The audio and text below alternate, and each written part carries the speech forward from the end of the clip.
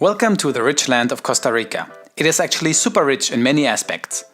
Costa Rica is home to the Cocos Island, the largest uninhabited island in the world, with 12 by 5 kilometers. There are rumors that it served Robert Louis Stevenson as an inspiration for his famous book Treasure Island. Although it is a small country, it's one of the most valued environmental destinations in the world, with 1,300 kilometers of coastline and a total population of 4.5 million. It measures 460 kilometers from north to south and only 120 kilometers at its narrowest point. Its capital is San Jose and only a 2-hour flight away from Miami and 3.5 from New York. Within the country, navigation works with no street names or addresses. People simply give directions via landmarks. For example, when you give someone a home address, locals usually say something like, "It's the blue house just south of where the cow is tied up," or "It's 500 meters north of the big tree." Now you also understand why the National Postal Service offers no home delivery. Far more important is water. It rains a lot here. Except for New Zealand, Costa Rica has more rivers and higher volume of water for a country of its size than any other nation. Like the Eskimos have 57 words for snow, Costa Ricans have a dozen terms for rain, like pelo del gato, cat's fur, baldazo or aguacero, which refers to downpour, or temporal, the heavy rainfall that lasts many days during the raining season. Costa Rica has more than 120 volcanic formations, with 7 of them being active. The popular Poás volcano has the second widest crater in the world, and Arenal is one of the 10 most active volcanoes in the world. While Costa Rica has only 0.1% of the world's landmass, it contains 5% of the world's plants and animals. They value their environment like only a few other countries in the world. In fact, Costa Rica possesses 51 of the New World's 300 hummingbird species, making it the hummingbird capital of the world. With 25% of the country's land, it has the world's largest percentage of protected areas. They also managed to diminish deforestation from some of the worst rates in the world to almost zero. If you want to get out of the woods or even further, try to imitate Costa Rica's only astronaut and the first Latin American to go into space, Dr. Franklin R. Chang Diaz. He was chosen by the NASA from a pool of more than 3,000 applicants.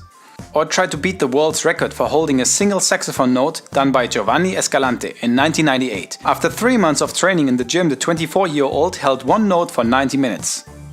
Listening to one note for the time of a movie can be boring. Listening to native Costa Ricans is definitely not. They call themselves ticos and tacas, which is maybe the short version of the hermanitico, little brother, which was used in the past. More modern is to say may, which means dude. Young people use it very frequently. Across all generations you often hear pura vida, pure life, because it expresses happiness and feeling good. When you ask how they are or pass by to say hello or goodbye, they say pura vida, very naturally. It puts you into a very good mood. Christopher Columbus must have had an extraordinary time when he arrived in 1502 on the Atlantic coast of Costa Rica to take refuge. He was the first European recorded to have landed at Costa Rica and named the area Veragua, the general name for colonial territories in Central America. What Columbus missed was not only the introduction of coffee from Jamaica in 1779, but the comfort of having catadores, or tasters, who decide which coffees to buy. As important as wine tasters in France, they trained 5 years to learn exactly how to slurp the coffee off a spoon and taste it hot and cold. Costa Rica is among the top 15 coffee exporters and the second largest exporter of bananas in the world, after Ecuador. However, in 1539 officials in Panama used the name Costa Rica for the first time to distinguish the territory between Panama and Nicaragua. Here, 94% are of European or mestizo ethnicity.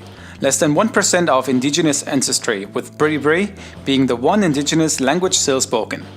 Another 40 years later, the first English navigator to sail around the world, Sir Francis Drake, landed in a place of southern Costa Rica, which is now called Drake Bay. Although the news of their independence from the Spanish Empire in 1821 arrived 1 month after it was declared, they are today the longest-standing democracy in Central America, with no army since 1948, when President and pacifist José Figueres was in power. Today only a small armed force remains to perform policing and border patrol functions. Figueres was clever and decided that money would be better spent on education and ecotourism. No surprise that Costa Rica's literacy rate is at 96%.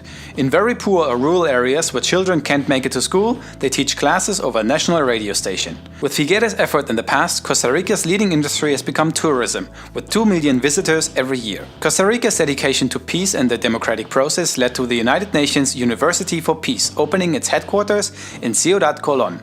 Students from all across the world now gather here to obtain their master's degree in a variety of programs related to peace and peace building. Actually, Oscar Arias Sanchez, former president of Costa Rica, was awarded the Nobel Peace Prize in 1987 for his efforts to end the Central American crisis. Beside all the tranquility, peace and happiness that is such an integral part of Costa Ricans, you also find one of the toughest mountain bike races on the planet, La Ruta de los Conquistadores.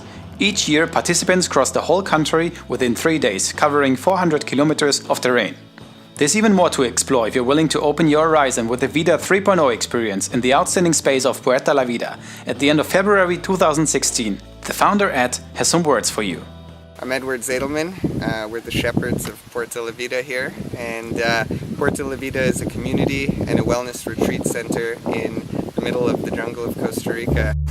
You can also join us when we are in the 2016 Envision Festival, a 24-hour super event all about awakening your human potential in the inspiring context of art, spirituality, yoga, music, dance, performance, education, sustainability, and our fundamental connection with nature. If you survived these soul-shaking experiences well, have no problem with nearly all Catholic churches facing west, and are aligned with a culture of peaceful happiness, there's a good chance you want to become old here. Exceptionally old. With 79 years, you find one of the highest life expectancies in the world, and with the Nicoya Peninsula, one of the world's 7 blue zones where people live longer and happier, and often become older than 100 years. So if peace is important and the only camouflage you care to see is frogs blending in with their surroundings, Costa Rica might be the perfect place for you. On board makes the world your classroom. We travel, learn, do good and connect. In February 2016 we will be in Costa Rica. Apply and join us. beonboard.org/Costa Rica. Come on board as a mentor, partner, sponsor or participant for 1 to 4 weeks, or write us info@beonboard.org.